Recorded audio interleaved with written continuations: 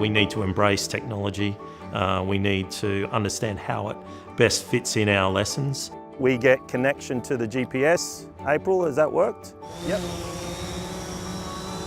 Now, the red button is to take photographs.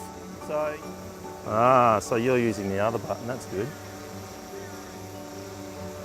And we can also take video as well. I think any sort of spatial technology like ArcGIS is essential in a geography classroom to be able to add data, manipulate data, and make those analysis a priority in your classroom. It doesn't just have to be ArcGIS online, it can be Google Maps, it can be Scribble Maps, it can be any sort of spatial technology.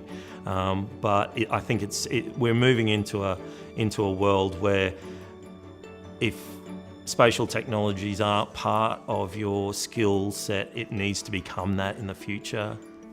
So this is where we start manipulating the data and looking at what is in the back of the data. Now, just remember, we're looking at shapefiles, and in the back of that is a database which has got information about the population. Definitely, the ArcGIS skills were really helpful.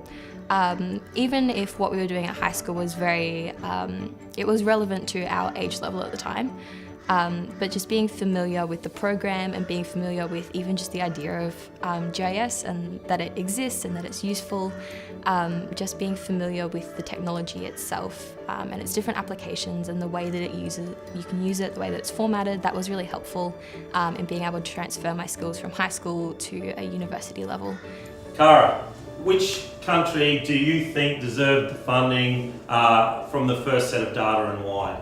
Initially I thought Egypt deserved the money because obviously they have a huge population and they're right near the coastline, which means they're more inclined to be swept away by the increasing water levels.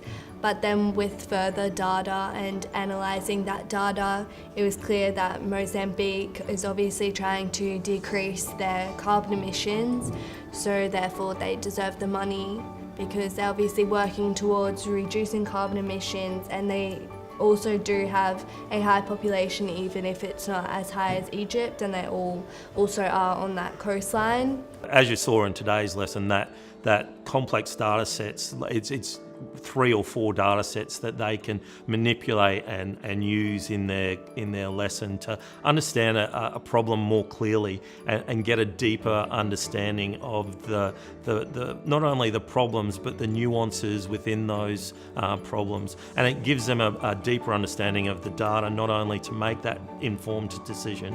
I really think that the 21st century teacher has to evolve with the 21st century learners.